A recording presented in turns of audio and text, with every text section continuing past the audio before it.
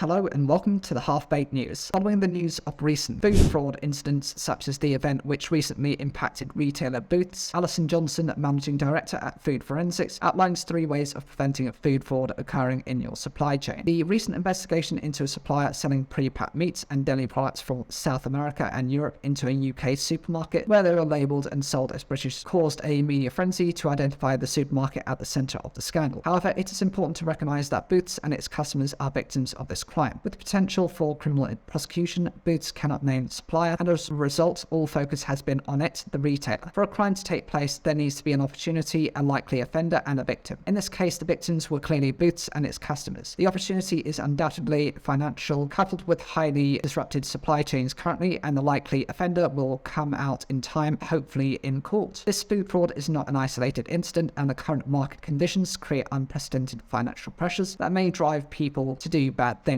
Often these start as interventions to resolve a short-term issue like fulfilling an order. When the financial benefits are seen and there have been no negative repercussions, it makes it easier to do it again and again. Therefore, it is essential to take steps to prevent food fraud in your business. To prevent food fraud, the likelihood of food fraud occurring can be calculated. It is a balance between potential reward and inducement relative to guilt, effort and risk. To prevent fraud in your business, you need to focus on situational crime prevention. Put hurdles in the way that makes it harder, riskier and less profitable, such as using intelligence, insight and data to focus on risk areas. There is a difference between risk potential and risk intelligence. Risk potential tends to be the high value, high volume and involve the complex supply chains. It usually includes the top 10 most adulterated materials. Worth noting that these are not necessarily the most adulterated, but they are the most tested. Risk intelligence, on the other hand, looks at supply and demand cost differentials between origins, supply chain disruption. For example, increasing the chances of getting caught. Don't make it easy for the bad actors to target you. Think of it in the same way as leaving vulnerables and valuables visible in your car whilst you nip to the shops. Processes such as more surveillance visits, testing programs, samples from supplier on audit, and unpredictable tests and timings can help deter fraudsters. There are a range of tests which can be undertaken, such as consistency with claimed origin, variety tests, for example, is that a genuine Maris pie potato, quality tests which examine the nutritional content and texture, and more. The key is to target testing and the timing of testing alongside intelligence, insight and data, and to reduce inducement. If supply contracts have fulfillment penalties that are punitive, fraud is more likely to occur. Instead, encourage dialogue and honesty ahead of penalties to ensure you are not inducing an environment where fraud is more likely. By implementing these actions, you can significantly reduce the odds of food fraud occurring in your organization. It is crucial to remember that food fraud is not a victimless crime and it affects everyone in the supply chain. By taking the proactive approach to prevent food fraud, it's essential to protect the business, your customers, and the industry as a whole.